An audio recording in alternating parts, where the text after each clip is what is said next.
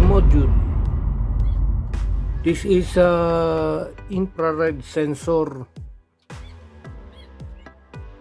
HW477 and it is BS1838 infrared sensor. This is already a module. It is used for remote control. This is a sensor for remote control. We're going to use this as a remote control tester.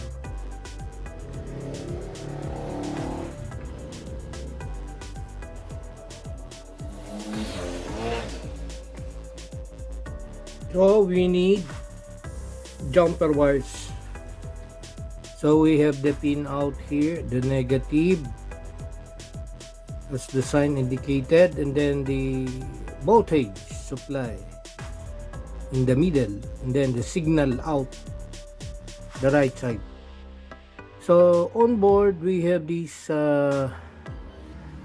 SMD LED with the resistor 102.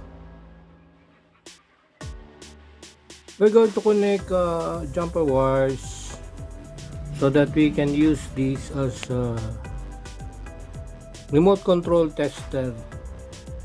Positive to the middle, then the ground to the left side,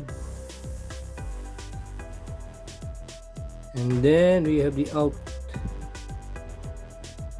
But here we're not using the signal out, we're just using the power, negative and positive.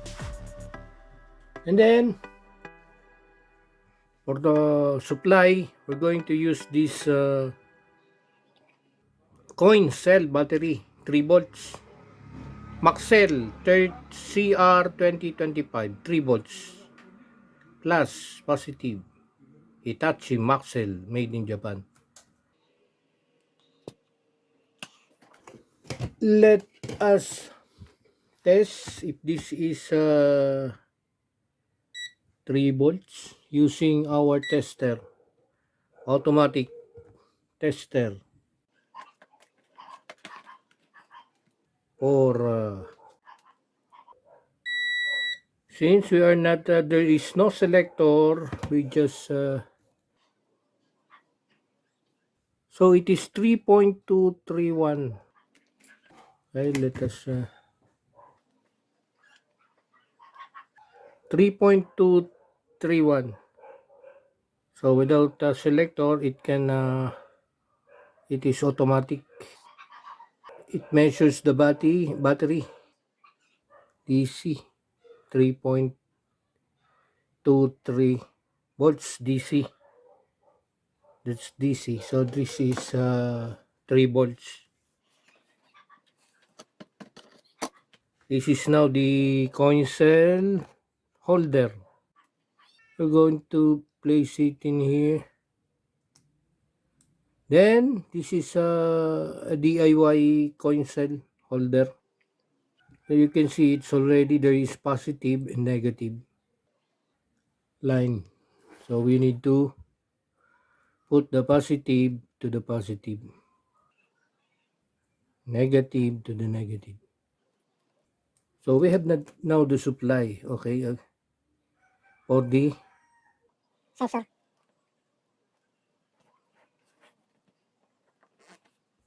Let us test this Philips. When I press it, so you can see here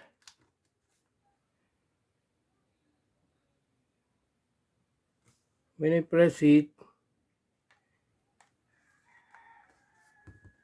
you can see a blinking LED. So it means the remote is okay, it's good.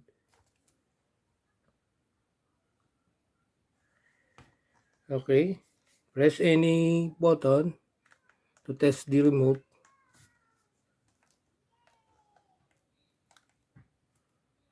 You can see the blinking LED. 6,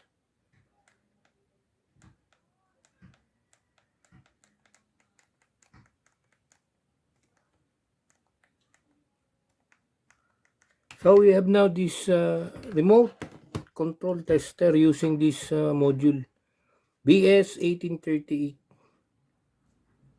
We're just using a 3 volts battery. Then with the use of this LED on board, we can now see that the remote control is working.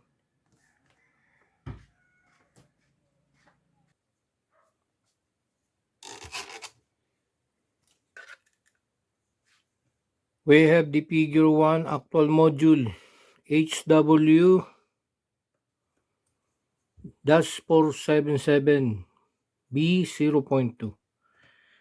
This is the actual module, and this is the BS1838 figure 1. So you can see here, this is the sensor and it is connected backward. So in the front view of the sensor BS1830, if we're looking at this, this front view, 1 is the signal, 2 is the ground, 3 is the VCC. Since here it is connected, 1 is here, 2 and 3. The pin, negative, and then positive, then signal. And then to the side, we have the LED and then the resistor. Negative, positive signal. So this is the actual, this is the connection. Upon tracing the connection, we have this connection. And this is our circuit diagram using 3 volts battery coin cell. But we can use 5 volts for this circuit. We can also use 5 volts. Since we're using 3 volts, positive is connected to the LED anode, then cathode, then resistor, then to the signal S. Positive to the supply 3 volts, and then negative grounded together with the battery grounded. So while upon tracing the connection, that is the LED connected to the positive, and then the resistor to the signal pin. Initially, the state of the circuit, the signal pin is high. It means there is a current that flows here, causing the LED to reverse bias. So LED now is off because it is reverse bias. The moment that we use the remote, here is now the remote. When we press the button of the remote, it emits a signal, then received by the module will make this signal pin to turn into low state low. It means it is now grounded. So it will cause the current to flow from 3 volts to the LED, then to this current limiting resistor R1, and then to the signal pin, going inside or pulling it down to the ground because we are pressing the button. When we release the button, it will go back to its original or its initial state, becomes high again. When we press any button, it will turn into a low state, low. It means it is grounded. So the current now again flows to the LED, to the resistor, then to the signal pin in, then it will blink this LED. So you can see this LED is blinking, on off, on off, on off. That is because of the code encoded signal from the remote. So when we release again the button, it will turn off the LED. When we press it again, it will again pulling it down to the ground. So it will produce now current here, and then turns on this LED again, on off, on off, on off. That is the operation.